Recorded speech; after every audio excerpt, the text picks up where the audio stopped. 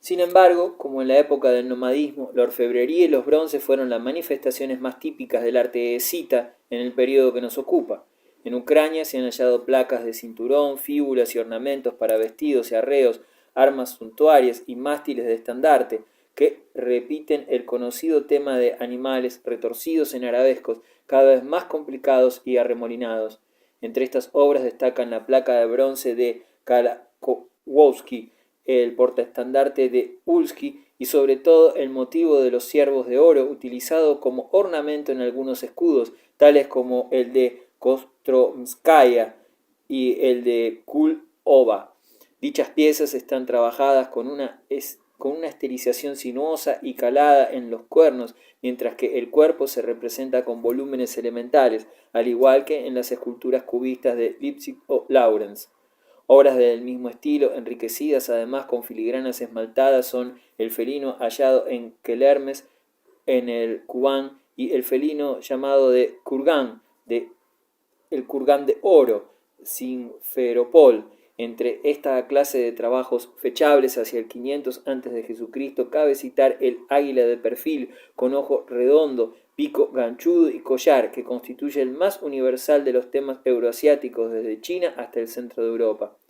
Desde el siglo IV antes de nuestra era datan los vasos de oro de Jerlink y Voronezh, de medio metro de altura, se adornan con combates de grifos y ciervos y escenas de doma de caballos. Estaban destinados a contener la leche fermentada, oxigala, bebida nacional de los escitas, plenamente griega. Ya es la copa de Voronezh, con representación de guerreros escitas y una curiosa escena de cirugía. Los sármatas, 350 a.C., 300 después de Jesucristo. Instalados en Ucrania durante el siglo IV antes de nuestra era, los sármatas, hermanos de raza de los escitas, continuaron el arte animalístico de estos últimos. El nuevo estilo complicó todavía más las formas, representando a los animales en grupos entrelazados y confusos, hasta constituir composiciones prácticamente abstractas. Las formas hinchadas, líneas sinuosas y cresterías caladas completan las características del arte sármata, cuya iconografía se enriqueció además con la representación del caballo que nunca había aparecido en las piezas escitas. Obras maestras del arte sármata conocidos son las coronas de ceremonia de Novocherkánsk, con abundancia de piedras semipreciosas y camafeos griegos, de importación, junto a figurillas exentas representando aves acuáticas y el árbol de la vida, flanqueado por ciervos. El arte sármata perduró lo suficiente para influir en el de los godos, cuando estos se instalaron en Ucrania en los siglos II y III de nuestra era, antes de su desplazamiento hacia Italia, la Galia e España. Nótese por otra parte que la cultura sármata, merced a sus contactos con otros pueblos, estuvo abierta a los más variados influjos. En sus tumbas de la región del Volga aparecen, por ejemplo, camafeos egipcios y helenísticos junto con espejos metálicos fabricados en China. Siberia, 501 a.C. Las culturas iranias penetraron en el corazón de Asia a través de los partos, que mantenían contacto con una serie de estados continentales como Turfán, Kucha, Mirán o Kashgar, situados a lo largo de la ruta que unía el occidente asiático con el extremo oriente. Estos estados, que subsistieron hasta la conquista china en el año 97 de nuestra era, fueron un vehículo de transición tanto para las formas helenísticas hacia oriente como para las chinas hacia occidente. Más al norte, emparentados con los escitas y los sármatas, vivían los pueblos siberianos, con una marcada unidad de cultura desde el Volga hasta el Pacífico. Los restos más importantes del arte siberiano proceden de las 40 tumbas bien preservadas por el frío de Chive, Basadur y Parsirkir. Destaca sobre todo el conjunto de este último lugar en el Altai ruso, cercano a Novosibirsk. En los muros de sus cámaras sepulcrales se han hallado tapices de fieltro pintado en los que aparece la esfinge de un rey entronizado con el árbol de la vida en la mano ante un caballero de volante capa. Figuran también fabulosos monstruos con cuerpo de león, alas de águila y busto humano, coronado con astas de ciervo. Los tonos pardos, amarillos, azules, rojos y negros se combinan sabiamente en arabescos puntiagudos, ganchudos y sinuosos, acompañados de estilizaciones de palmetas y flores de loto. En otras tumbas se han descubierto bandas de fieltro rojo con leones de tejido que parecen obras de Aqueménidas, abundantes trabajos de cuero, así como los tatuajes del cadáver de un rey, presentan este repertorio ganchudo y picudo con palmetas, lotos agudizados y el tema muy típico de la guirnalda. Los relieves decorativos siberianos en oro reproducen los mismos combates de animales, complicadamente entrelazados del arte sármata, casi siempre calados y con esmalte. Hemos citado los espejos chinos en las tumbas de Ucrania como testimonio de las corrientes de Oriente a Occidente mantenidas por estos pueblos.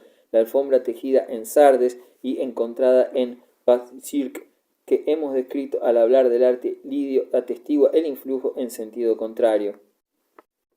Los hunos, 501 a.C. Más cerca todavía de Bazirk, de los centros culturales chinos, en el mismo meridiano de Nankín, las tumbas del siglo I a.C. en Noi Ula, cerca de Purga, en la Mongolia exterior, revelan la presencia del mismo arte animalista y dinámico, con el tema de las luchas de animales y el típico grafismo en forma de gota. Se trata de obras debidas a los Yugnu, los hunos, pastores nómadas y arqueros a caballo que, como los siberianos, realizaban tapices de fieltro en los que se ven ciervos atacados por monstruos alados. China Xing, 221-206 a.C. En el año 221 a.C., el rey Chenxi Xin Chen Huangti logró consolidarse como jefe de un estado centralizado y extender su dominio por la mayor parte de China, incluyendo el sur del Yangtze. Tuvo su inicio así el imperio que, bajo la égida de diversas dinastías, debía perdurar por más de 2000 años, hasta 1912. El período Qing, sin embargo, apenas abarca 5 lustros. Para salvaguardar a los campesinos de las correrías de los hunos, Xin Che Huangti inició en el 215 a.C. la construcción de la famosa Gran Muralla, de 3000 kilómetros de longitud y concebida como una pista militar elevada sobre el suelo, de modo que las unidades guerreras pudieran trasladarse rápidamente de un fortín a otro. Los bronces de la época Qing significan el abandono del antiguo carácter sagrado en beneficio de un uso de lujo, secularizado. Respecto a los anteriores, probablemente pierden en fuerza expresiva, pero denotan un incremento de la perfección material. El dibujo se hace mucho más detallado, rico en pormenores, y a veces el oro y la plata enriquecen sus superficies. Se introdujo la sabia técnica de la cera fundida y las piezas se retocaban con el cincel y el buril. La influencia de los pueblos nómadas de los hunos y siberianos introdujo formas animalísticas naturales con tendencia al movimiento o el escarolado. Bajo este signo, el arte figural chino, que había sido casi siempre plano, evolucionó hacia las formas macizas. Aparecieron así las primeras esculturas exentas, talladas en madera. Sus formas, esquemáticas y geometrizadas, se recubrían con laca de color rojo o negro. Junto con la madera y la laca se comenzó a trabajar otro material típico desde entonces del arte chino de todas las épocas. Se trata de la piedra de Yu, el jade, en la que se labraron objetos domésticos pequeños y de adorno personal, así como figurillas de animales cuyos primeros ejemplos, más que verdaderas esculturas, consisten en placas recortadas y grabadas, influidas sin duda por el arte de los nómadas. Gloria de la China Qing fue la adopción de una escritura unificada por palabras que podía ser usada por cualquier lengua, indispensable para crear una unidad de cultura con los pueblos del sur, entre el Yangtze y Cantón, que en realidad no tenían nada en común con los chinos. Esta escritura ha tenido una trascendencia plástica al valorizar el sistema pictórico de expresión por medio de una caligrafía de pincel. China Han, 206 a.C., 220 después de Jesucristo. En el año 206 a.C., el aventurero militar Lie Pang conquistó el poder y fundó la dinastía Han, que reinaría en China durante 400 años. Bajo los nuevos soberanos, las fronteras del país se extendieron hasta incluir el Vietnam, el Gansu, Corea, parte de Mongolia y el actual Turquestán, donde se asentaban varios estados relativamente helenizados. La China Han mantuvo estrechos contactos con el Irán de los Partos, el único país entre los que limitaba con ella que poseía una civilización bastante desarrollada. También mantuvo relaciones comerciales con Roma, a donde exportaba seda a través de los mercaderes de Antioquía. A partir del siglo I de nuestra era, China recibió misioneros y comunidades budistas, pero habían de transcurrir todavía varias centurias para que se desarrollara en el país el arte de la religión que Buda fundara. Frente a la dinastía Qing, que, como los nobles, pretendía representar un mandato divino, la Han, de origen popular, no lo pretendió nunca. Su anti-aristocratismo resultó de una gran eficacia, puesto que, a diferencia de todos los grandes estados del mundo hasta la Revolución Francesa, no se escogieron los hombres de gobierno y de administración entre los de una casta, sino entre el pueblo, a través de la escolaridad y de exámenes. Gobernó una clase de intelectuales esclarecidos. La consecuencia para el arte fue su humanización. En vez de expresar como hasta entonces la problemática del hombre frente a la naturaleza, personificada en los míticos dragones, por ejemplo, en esta época se consideró la problemática del hombre en relación con la sociedad a la que pertenecía. La arquitectura de madera, la más lograda del periodo Han, ha desaparecido, solo queda la arquitectura funeraria, con sus tumbas monumentales en forma de pirámide, a veces de dimensiones considerables, precedidas por avenidas que flanqueaban leones, quimeras, aladas y caballos, como los de la tumba del general Ho Yu-ping del año 117 a.C. Las paredes pétreas de los vestíbulos de estas tumbas aparecen adornadas con relieves, generalmente de dos planos, con muy poco saliente, que más bien pueden considerarse como siluetas recortadas.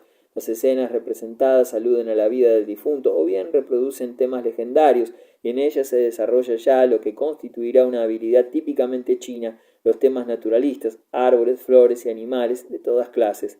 En los vasos de bronce y los espejos de la época Han aparecen motivos animalísticos retorcidos y punzantes, emparentados con los siberianos, así como escenas cinegéticas y figuras humanas entronizadas o montadas en carros, de un estilo visual libre y movido, completamente distinto a las antiguas convenciones abstractas.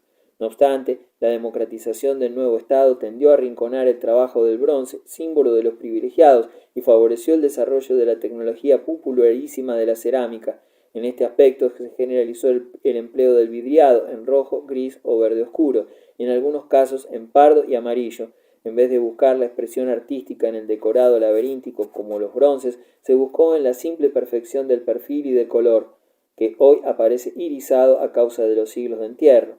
La costumbre de colocar en las tumbas piezas de cerámica que reproducían en miniatura edificios, objetos de uso o escenas de vida diaria nos permite conocer el aspecto de las casas y las tareas de sus moradores.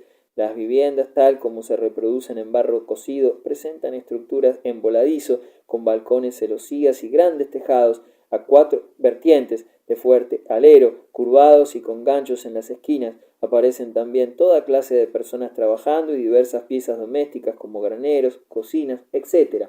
Aparte de la cerámica popular, se cultivó la llamada yue, procedente de la porcelana. Se trata de una cerámica cocida a la alta temperatura, vitrificada y de color pardo o verde oscuro. Las lacas producidas en un principio en el oeste de Zhejiang, con rojos y pardos negruzcos, se destinaba a la alta clase intelectual y gobernante. En ellas se extreman la elegancia y el refinamiento, con ondulantes formas animalísticas de arte nómada y escenas de figuras animadas casi irónicas. La pintura mural revela ya los definitivos caracteres del arte chino, con personajes aislados, sin paisaje, denota una libertad de actitudes desconocidas en África y en Europa. El grafismo caligráfico que aparece en ella sirve para manifestar el movimiento y precisar la expresión psicológica hasta el borde de la caricatura. Corea Joseon, 190 a.C., 75 después de Jesucristo. En el siglo IV antes de nuestra era, los manchúes, acosados por los hunos, se desplazaron hacia Corea, introdujeron en el país el bronce y el hierro. Un siglo más tarde, los contactos con China determinaron la aparición de la agricultura. Hacia el 190 a.C. existía en esta península asiática un estado denominado Joseon, con capital en Pyongyang, que hubo de ceder parte de su territorio ante la invasión de los chinos Han. El arte coreano de este periodo nos ha dejado numerosas obras de un estilo tan evolucionado que forzosamente hay que atribuirlas a los chinos. Destaca entre ellas el cierre de cinturón en oro repujado representando grandes dragones retorcidos con adornos de filigrana, perlas metálicas e incrustaciones de piedras en forma de gota, temas todos ellos relacionados con el arte de los nómadas.